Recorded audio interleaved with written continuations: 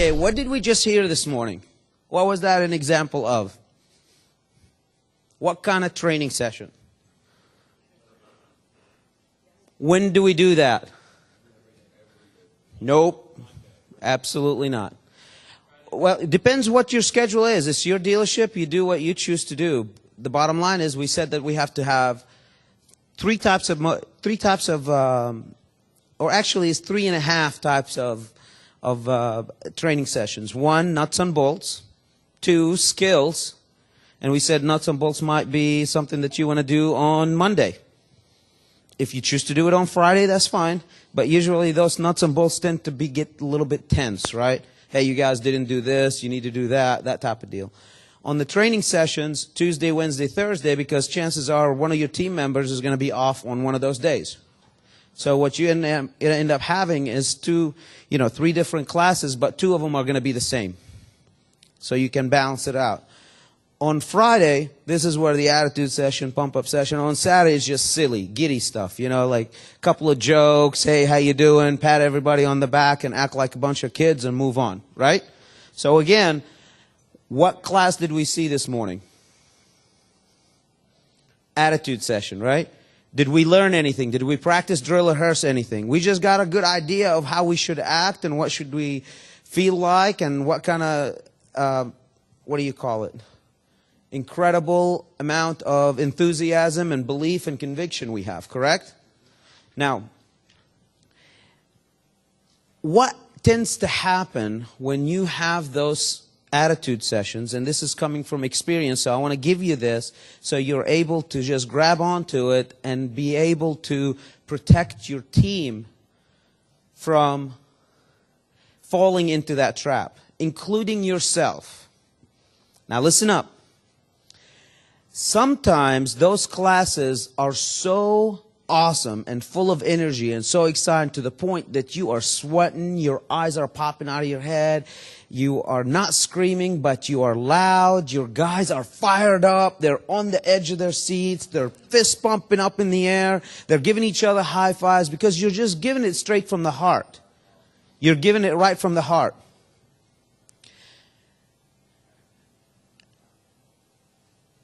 Don't worry about it, Josh. I'll just talk during your presentation.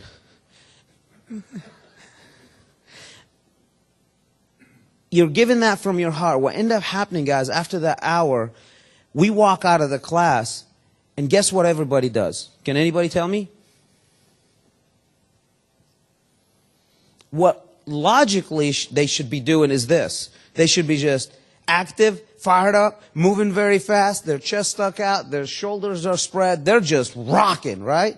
Most of the guys, what end up happening because they're not exposed to these things and they're not equipped or programmed to do the things that you want them to do after what you talked about, is they tend to go and sit at their desk and think.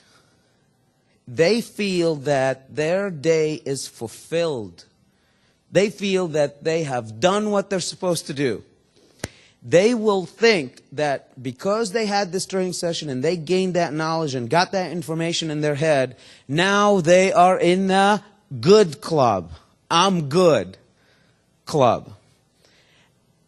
And that's not something that you have to blame them, but that's something that you have to look for and be able to what? Guard them against it.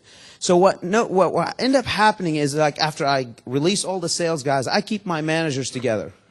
Immediately after the class. Says, all right, we got everybody in the right thought of mind. We're fired up. We're excited. We're happy. We're ready to conquer what? The world. Attack the village. Let's go. It's time for win. Charge the beaches. That type of deal. Now what I want is every manager to go and start doing the things that is very, very effective. One of you guys need to be at the desk. Understand. Everybody else needs to be on those salespeople, either making them walk fast, taking them out on the lot, doing one-on-ones, engaged. You are fully engaged. It's time to go to work. And what we're going to do is we're going to take all that energy and funnel it into doing what? Putting deals on the board.